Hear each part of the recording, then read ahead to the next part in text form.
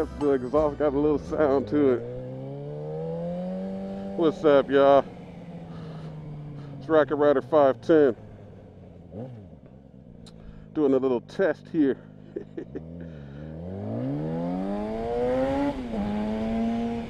I'm my own test pilot right now. So I just finished the chain swap. Saw me talking about last week. My buddy Josh stopped by, as you'll see here on the sweet Gixxer.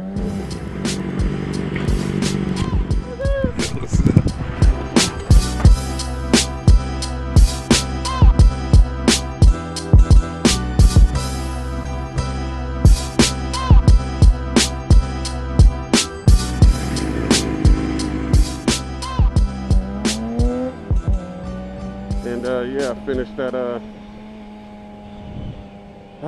Had a few issues. I did some stupid little shit on some of the steps, but yeah, I got it on there. So right now, like I say, I'm being my own guinea pig and testing this thing out. Plus, at the same time, I'm testing out my audio. I usually have it on auto gain. So right now, I just set a gain value and I'm running a limiter. So yeah, like I say, going for a test ride here, and see, this is really when you're putting it all on the line right here. We'll go for a test drive on fucking highway speeds. Hey, test pilots gotta have balls. You gotta be willing to put it all out there. But yeah, so a quick topic that I can bring up since I'm doing this is my question to you guys. Do you do your own maintenance? Yeah, how many of you guys out there do your own maintenance on your bike? I started doing mine mostly because I took it to a shop that he forgot to tighten a couple bolts. Matter of fact, on the little plate that the plate that you use to tighten the chain, he left those off twice actually. That's why I stopped going there after the second time, and they both fell off. But after that, you know, I really had no trust for mechanics. You know, I know, sure, there's good mechanics out there, but like I say, if I'm going to be trusting, putting my life in somebody's hands, I'd rather it be my own. At least that's how I look at it. Whoa. So yeah, I decided to do my own work here, and these are some of the ones that's a little more scary when you're this chain situation. You guys, people who know me, know my history. If you've been following, you know what I went through with the chain. My shit almost came off on me because whoever, again, that same mechanic installed a link style, what do you call it, a clip style master link. And between that and my shitty maintenance habits at the time, the fucking thing came off. So yeah, like I say, after that it got me to the point I'm like, yeah, I'll do my own thing. You know, I hate to turn in front of these people. I don't want to. That's my high-speed run right there. Let me whisk through the hood right here for a minute. North Richmond. The North! But yeah. Yeah, so after those few incidents, I didn't really trust anybody like that, and I'd rather attempt my own. But like I say, so this type of job I just did, changing your chain, like I say, after my little incidents of last year.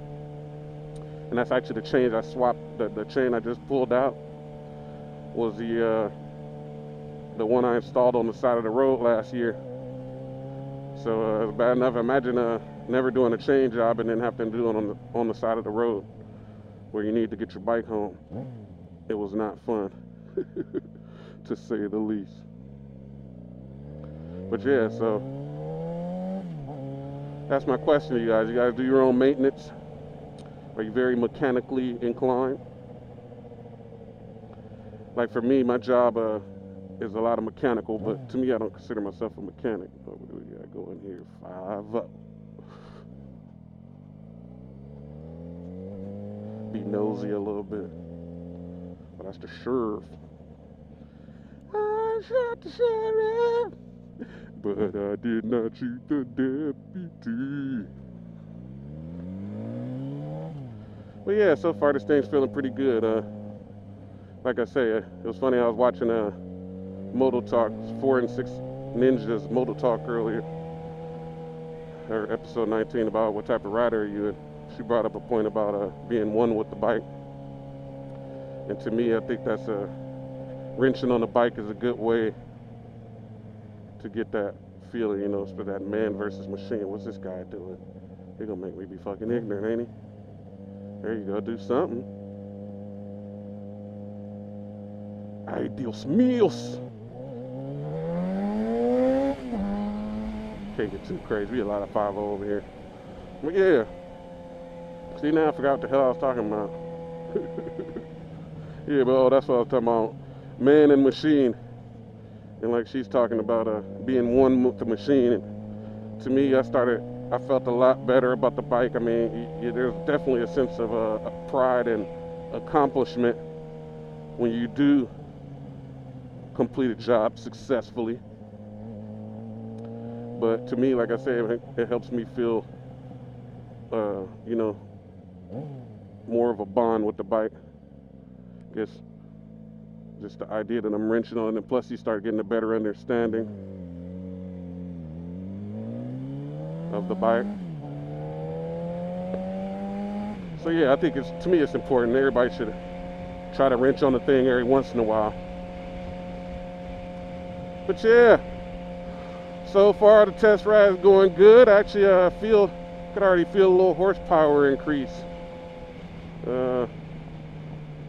Chain feels pretty smooth. I don't really hear anything. It's kind of hard right now. Usually I need to be next to a wall or something to hear. Damn, I missed my chance to split here. Yeah. But yeah, for now it sounds pretty good. Feels good. I was a little worried because so I bought that DID sprocket kit for the FZ6R, as you saw last week, or a few days ago, whatever. Last week. And so when I took the main drive sprocket off, the little guy in the front, I noticed that the sprocket was a little different. That the one that was on there already was a little different than the sprocket in the kit. So the back of the sprocket was flat on the one I took off, but it was a little bit raised on the one in the kit. And so I was getting a little freaked out. I had already installed and torqued it on there. So I kind of posted, well, I was trying to post an FZ6R owners, but I actually posted it on my own Facebook page, asking a question whether anybody knew the difference. And Jeff Boswell came through with the answer, and well, not quite the answer, actually reassurance, because I ended up looking up the specs and the dimensions for the bike. And let me go ahead and turn. Looked up the spec for that sprocket, so I found that there's like a 0.3 millimeter difference. So like he was saying, it shouldn't be too much. It shouldn't be too much out of a line. So that was the only little worry I had. And as you see, I'm squidding it again. No squid zone. No squid zone. They know about them. They know about them.